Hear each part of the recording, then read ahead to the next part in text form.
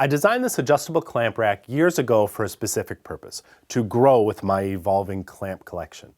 While I built it, I learned a few lessons that can be applied to any project, not just this clamp rack.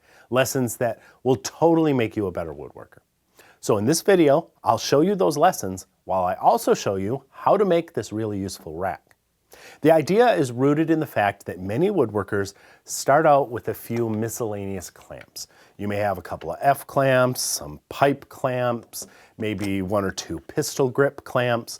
And in order to store all these clamps in their various types and sizes, you need a rack that can be adjusted to fit and that can easily change as your clamp collection grows down the road.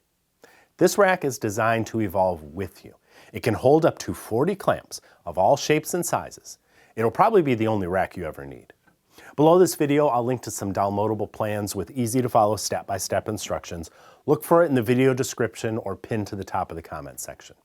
Now here's some lessons I learned while I was making it.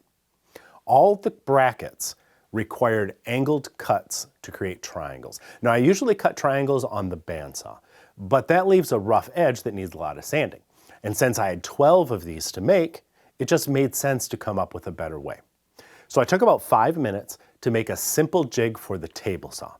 I admit sometimes it's hard to take a break from the project itself to make a separate little project like a jig. You may feel like it stalls your momentum, but it almost always pays off in the end, whether you're building something like this or a piece of fine furniture. Even if the jig won't save you time, even if it's just for one cut and one workpiece, if it'll make the job more accurate or more importantly safer, you should totally do it. That is a lesson that will serve you well in this craft. Here's another simple jig I made for this project. The brackets have little hooks on the back.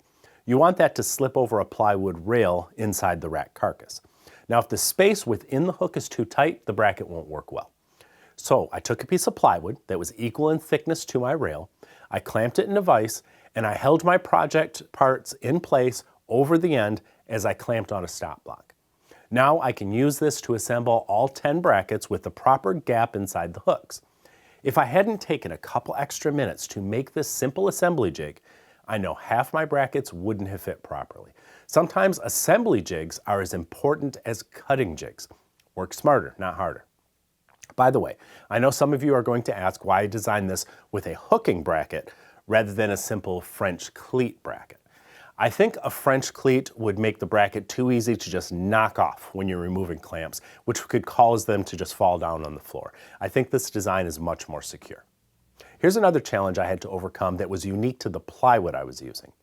I sometimes buy pre-finished plywood for shop cabinets. It's great for that, but it's not so good for projects like this because I need good, strong glue joints and glue won't stick to pre-finished surfaces. So what I did was I set up a 3/4 inch straight bit in my router table, just high enough to skim off the finish layer wherever I needed to remove it for a glue joint. A dado set would have worked in my table saw, but I needed my table saw free for cutting out project parts, and it was really handy to just walk over to the router table whenever I needed it. These rabbets were really shallow, perhaps a 32nd of an inch, but that may be enough to throw off a critical measurement. In fact, the thickness of the plywood itself can throw things off too. I design in SketchUp and I assume all of my materials 3/4 of an inch thick, but plywood rarely is. And that teaches another important lesson. Never cut all of your parts from a cut list at the beginning of a project.